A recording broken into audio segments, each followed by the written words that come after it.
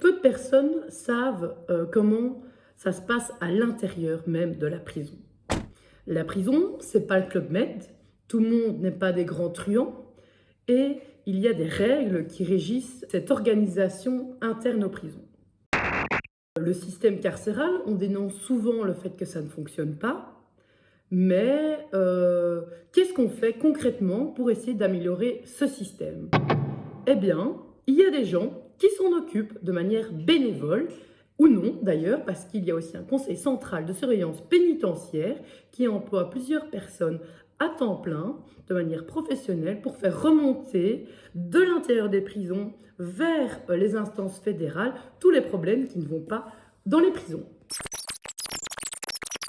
Eh bien, ils vont contrôler de manière indépendante le traitement qui est réservé aux détenus et vérifier si le respect des règles en vigueur sont bien effectifs. C'est ce qu'on appelle les lois de principe qui sont en vigueur depuis 2005. Ces lois de principe, au pluriel, reprennent deux lois vraiment importantes. Ce sont les lois dites Dupont. L'une régit le statut juridique interne aux prisons et l'autre régit le statut juridique externe des prisons. Comme son nom l'indique, le statut juridique interne des prisons régit vraiment ce qui se passe à l'intérieur de la prison, l'usage de téléphone, la vie en régime ouvert, semi-ouvert, les interactions entre les personnes, les lieux de culte, etc.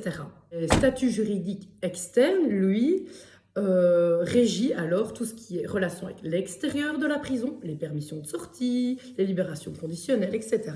Mais elle prévoit aussi l'après-prison, donc la mise à disposition au tribunal d'application des peines, le juge d'application des peines, tout ça est régi par ce statut juridique externe des prisonniers.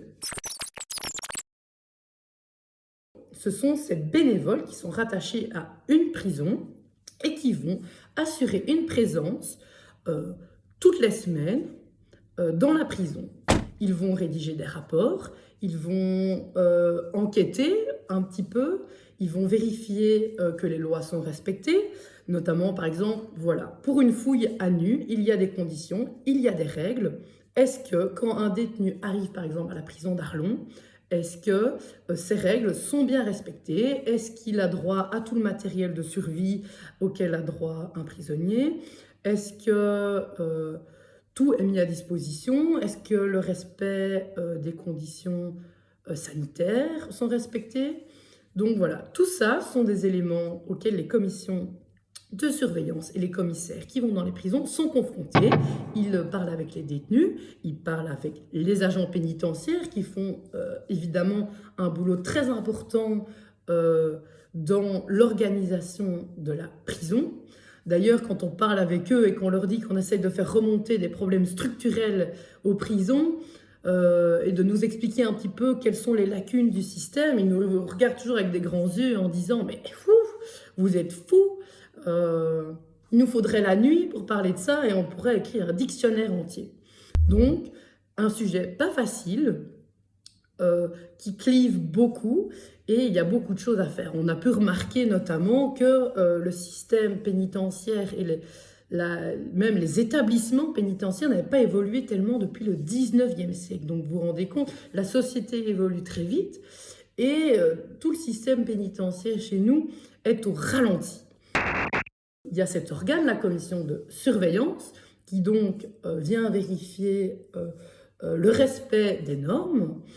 Si, par exemple, un détenu est condamné à 7 jours d'isolement pour non-respect du règlement d'ordre intérieur de la prison, qu'il trouve ça disproportionné ou injustifié, il peut porter plainte contre la décision que le directeur de la prison aurait pu prendre à son égard de manière individuelle. Auparavant, c'était une longue procédure devant le Conseil d'État, il fallait un avocat, il fallait être bien armé.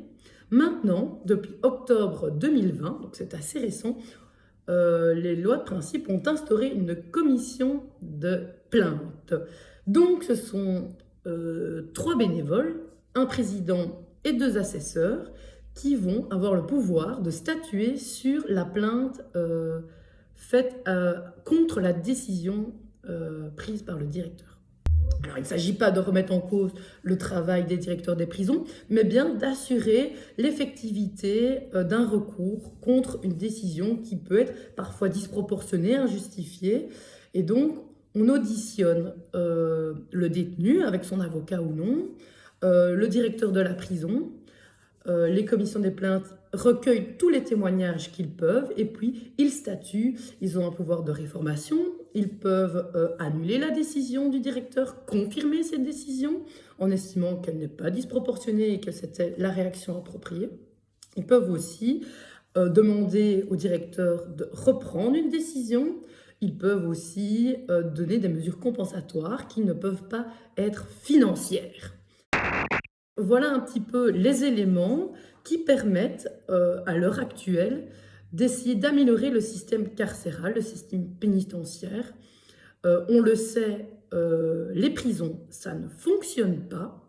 Elles se remplissent, elles sont en surpopulation, elles sont toujours une école de la récidive et donc ça nous semble important de mettre aussi en avant le travail des personnes qui essayent de relayer via des rapports annuels et mensuels les problèmes structurels sur les traitements des prisonniers, des détenus et qui essayent de faire changer le système.